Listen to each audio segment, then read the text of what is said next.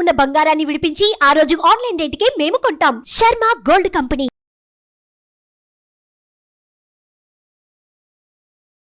నమస్కారం దత్తగారు. నమస్తే అమ్మా.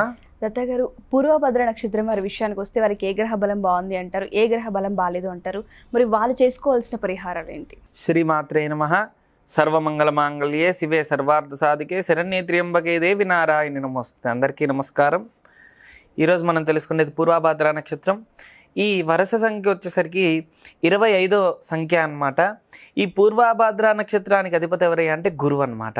అంటే మనకి ఏదైనా సరే ఆధ్యాత్మికంగా ఎక్కువగా కూడా ఆలోచనలు ఉండటం, ఎక్కువ శాతం ఆధ్యాత్మికంగా మాట్లాడుతూ ఉండటం, ఆధ్యాత్మికంగా ఆలోచన ఎక్కువ ఉండటం అనేది గురుబలం అనేది ఉంటే జరుగుతుంది. కాబట్టి ఈ జాతక పరంగా వీళ్ళ ఆలోచన ఏంటంటే గురువు ఆధ్యాత్మికంగా ఎక్కువ ఉండటం జరుగుతుందన్నమాట. అదేవిధంగా వీరిది కుంభమీనాలకి లెక్క వస్తుంది అనమాట. అంటే కుంభరాశి మీనరాశి లెక్క వస్తుంది అనమాట. 3 పాదాలు వచ్చేసరికి కుంభరాశి, 1 పాదం వచ్చేసరికి మీనరాశి వస్తుంది. ఈ కుంభరాశి యొక్క ప్రభావం ఎలా ఉంటుందంటే ఎక్కువ శాతం ఇందాక చెప్పుకున్నట్టుగా మనం ప్రతి నిత్యము కూడా నక్షత్రంకి కానీ రాశికి కానీ ఆధారపడి ఉంటుంది మన లైఫ్ అనేది. కాబట్టి పూర్వభద్ర నక్షత్రానికి గురువు అధిపతి కాబట్టి గురు ప్రభావం, అదేవిధంగా కుంభరాశికి శని అధిపతి కాబట్టి శని ప్రభావం, అదేవిధంగా 4వ పాదంలో పడితే మీనరాశి అవుతుంది కాబట్టి మీనరాశికి గురు అధిపతి కాబట్టి గురు ప్రభావం ఇలా ఉంటుందన్నమాట వీరి యొక్క స్వభావం. అయితే ఈ విధంగా మనం చూసుకుంటే వీరి యొక్క గుణము చూసుకుంటే వీరి గణం మానవ గణం అన్నమాట. అంటే ఎక్కువ మామూలు మనుషులు ఎలా అయితే ఆలోచిస్తారో, అంటే మామూలు మనుషులు అంటే ఇక్కడ తేడా ఉందన్నమాట. మనుషులు, రాక్షసులు, దేవతలు, ఈ గణాల్లో 3 రకాలు అనుకున్నాం కదా. అదేవిధంగా మనుష్య గుణం కాబట్టి ఎక్కువ శాతం పక్కవాడు మన అనే ఆలోచించేవాడే మానవుడు. అంటే మన తోటి వాళ్ళను కూడా మనగా ఫీల్ అవ్వడం, అందరితో మంచిగా ఉండటం, ఎక్కువ శాతం ప్రేమ ఆప్యాయత పొంది ఉండటం. అంటే ఏంటిది ఇవన్నీ అంటే, అయితే జాతకపరంగా నక్షత్రాలలో రాసులు అదేవిధంగా గ్రహాలు తేడా ఉంటే రివర్స్లో ఉంటుంది. మన ఇతని స్వభావం గురించి తెలుసుకుంటున్నాం కాబట్టి వీళ్ళ గుణం వచ్చేసరికి సత్వగుణము. అంటే సత్వగుణం అంటే ఎక్కువ శాతం ఆధ్యాత్మికంగా ఉండటం, ఒకరి జోలు వెళ్లకుండా ఉండటం, వీళ్ళ జోలు వస్తే కూడా సాత్వికంగానే సమాధానం చెప్పాలనే ఆలోచన ఎక్కువ ఉంటుందన్నమాట. అదేవిధంగా వీళ్ళలో మంత్రశాస్త్రం ఎక్కువగా ఉండటం జరుగుతుందన్నమాట. అదేవిధంగా స్థితి చూసుకుంటే సృష్టి అన్నమాట. ఏదైనా సరే సృష్టించగలుగుతారు, ఏ మాట అయినా సరే చెప్పగలుగుతారు. అయితే వీళ్ళ యొక్క దేవత వచ్చేసరికి అజయేకపాద్ రుద్రుడు అంటారు. అంటే రుద్రుడు అనమాట. అంటే శివ ఆరాధన చేయడం వల్ల వీరికి విశేషమైన ఫలితం అనేది ఉంటుంది.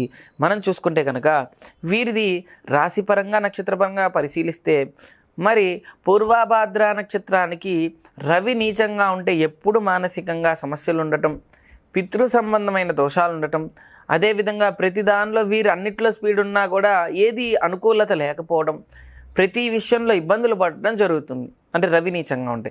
రవి మంచి స్థితిలో ఉంటే ఇవన్నీ అనుకూలంగా ఉండటం, పిత్రార్జితం మీద ఎక్కువగా జీవించటం, ఎక్కువగా కూడా తండ్రి నుంచి సపోర్ట్లు రావడం, అన్నిట్లో కూడా బాగుండటం, పితృదోషాలు లేకుండా ఉండటం జరుగుతుంది.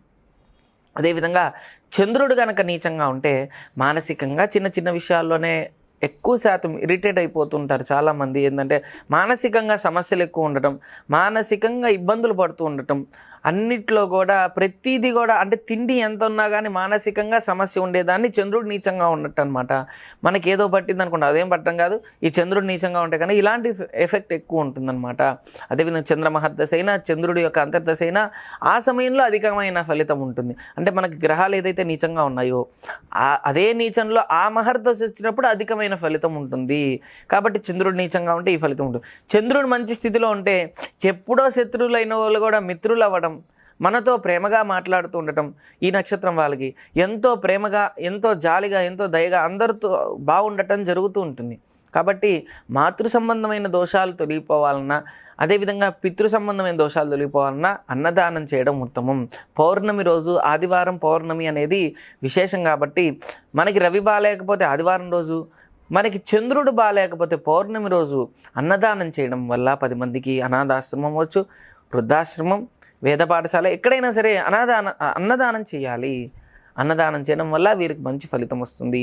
కుజుడు నీచంగా ఉండటం వల్ల వీరికి జాతక పరంగా ఏంటంటే కుజుడు మెయిన్గా ఈ కుంభానికి అధిపతి శని కాబట్టి వీరి కుజుడు నీచంగా ఉంటే అధికమైన ఫలం ఉంటుంది. అంటే శత్రుపీడ ఎక్కువ ఉండటం, రుణం బాగా ఎక్కువగా చేయడం, అప్పు సంబంధించిన ఇబ్బంది పడటం, తమో గుణంగా ప్రవర్తిస్తూ ఉండటం, ఇతని లోపలంతా సత్వం ఉన్నా బయటికి తమో గుణంగా ఉండటం, అంటే ఎదుటి వ్యక్తిని ఎవరిని అందామా ఎవరిని తిడదామని కుజుడు నీచంగా ఉంటే అలా జరుగుతుంది.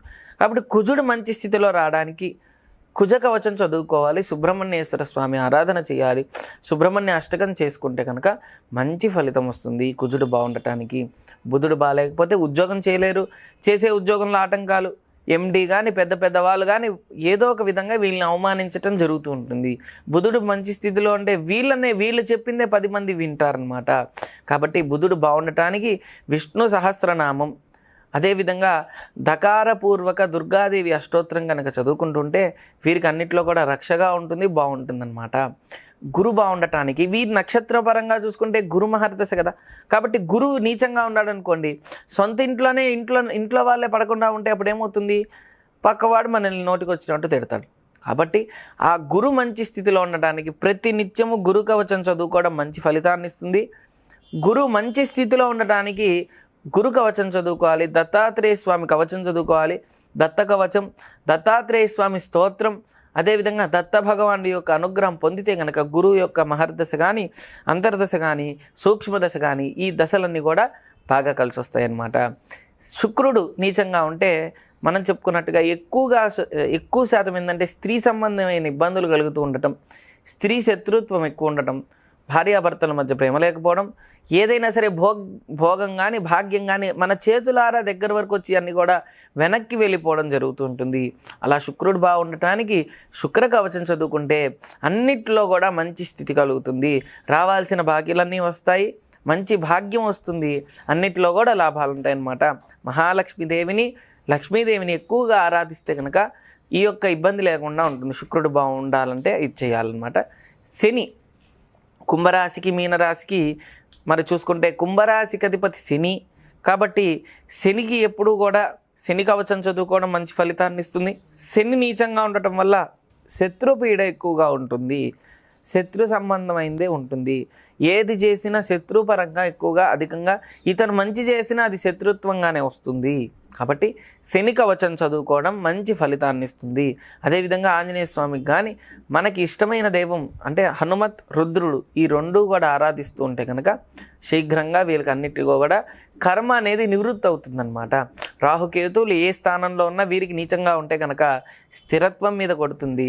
ఒక స్థలం అవ్వచ్చు, స్థిరంగా ఒక స్థలం తీసుకోవాలన్నా, ఒక వ్యాపారం చేయాలన్నా, ఒక ఉద్యోగం చేయాలన్నా, ఏది చేయాలన్నా రాహు బాగుండాలి. అలా రాహు బాగాలేకపోతే ఏమవుతుంది, ఆటంకాలు కలుగుతాయి.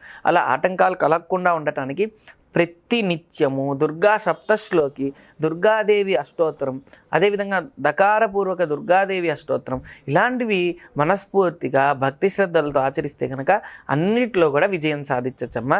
కాబట్టి మీనరాశికి చూసుకుంటే గురువు అధిపతి.